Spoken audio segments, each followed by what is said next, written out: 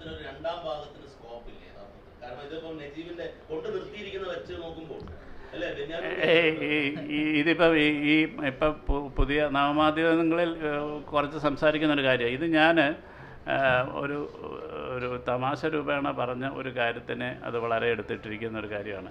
കാരണം വനിതയുടെ ഇൻ്റർവ്യൂവിനായിട്ട് അമല പോളുമായിട്ട് സംസാരിക്കുന്ന സമയത്ത് അതിന് മുമ്പും അമലടുത്ത് നമ്മൾ പറഞ്ഞിട്ടുണ്ട്. അപ്പം ഞങ്ങൾ ഇതിൻ്റെ ഒരു മാർക്കറ്റിങ്ങുമായി ബന്ധപ്പെട്ട് ചില ഷോട്ടുകൾ, സിംഗിൾ ഷോട്ടുകൾ ഇങ്ങനെ ഒരു ആഡ് മാതിരി ഷൂട്ട് ചെയ്യണമെന്ന് വിചാരിച്ചിട്ട് അമല പോളിനെ വെച്ചിട്ട്. കാരണം ഈ സൈനു ഈ 3 വർഷക്കാലം നാട്ടിലെങ്ങനെയായിരുന്നു ജീവിച്ചത്, സൈനുവിനോട് ചുറ്റുപാടുകൾ എങ്ങനെയാണ് പ്രതികരിച്ചത് എന്നുള്ളത് അറിയുക എന്ന് പറയുന്ന ചില ഇൻട്രസ്റ്റ് ഉണ്ടല്ലോ.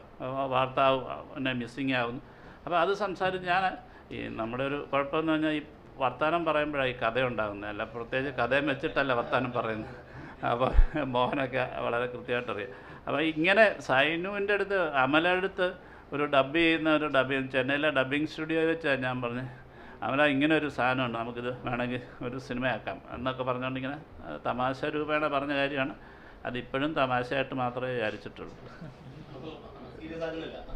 ഇല്ല, എപ്പോഴും ഒരെണ്ണം ഒരു പൂർണ്ണമായ ഒരു വളർച്ചയിൽ എത്തിയിട്ടുണ്ടെങ്കിൽ പിന്നെ അടുത്തതിലേക്ക് ശ്രമിച്ച് നമ്മളതിനെ ചെറുതാകാനും ഒരു വലിയൊരു ഇഷ്യൂസാണ്. ഇതുമായി ബന്ധപ്പെട്ട് ഞങ്ങൾ രണ്ടുപേരും ചെയ്യണമെന്നില്ല, മലയാള സിനിമയിൽ ആരെങ്കിലും ചെയ്യേണ്ടത്. കാരണം വലിയൊരു സാധ്യതയുണ്ട്.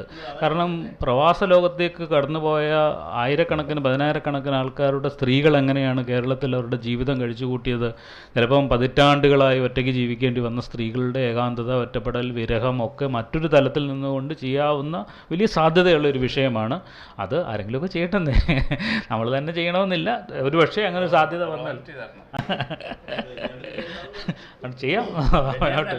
അതെ.